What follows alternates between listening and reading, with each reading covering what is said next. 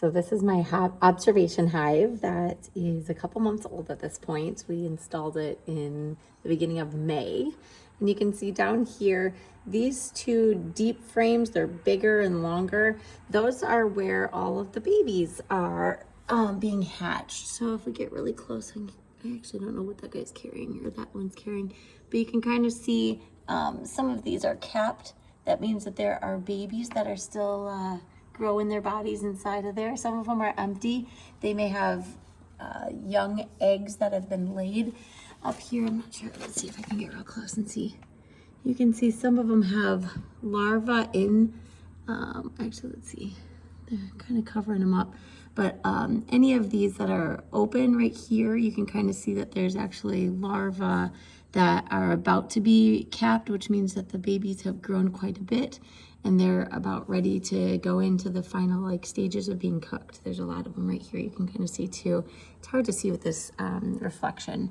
And then as we move up, this is what a traditional beehive would be. So the babies or the brood chambers would be down below. And then as we move up, they would have their supplies and their stores on the outside. They may have a little bit in here, but this is also going to be where they're going to start putting some of their food for winter.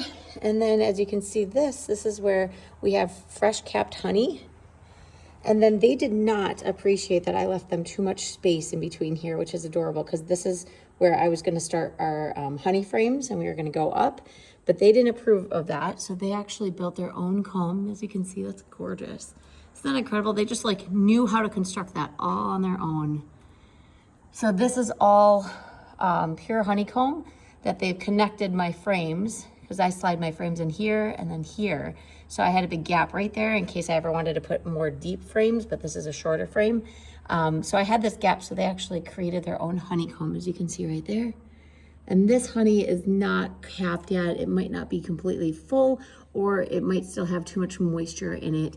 Once it's completely ready, they're gonna start capping it, and you can see what that would look like. And then you can see this frame is actually almost completely capped. So you can see on the ends, it's not. But this is what your honey would look like if you were getting honey straight from a beehive.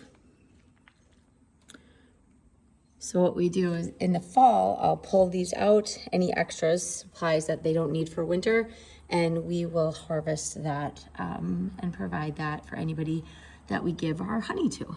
So this is what an observation hive looks like, and this is the inner workings of a beehive. Aren't they cute? They're very busy.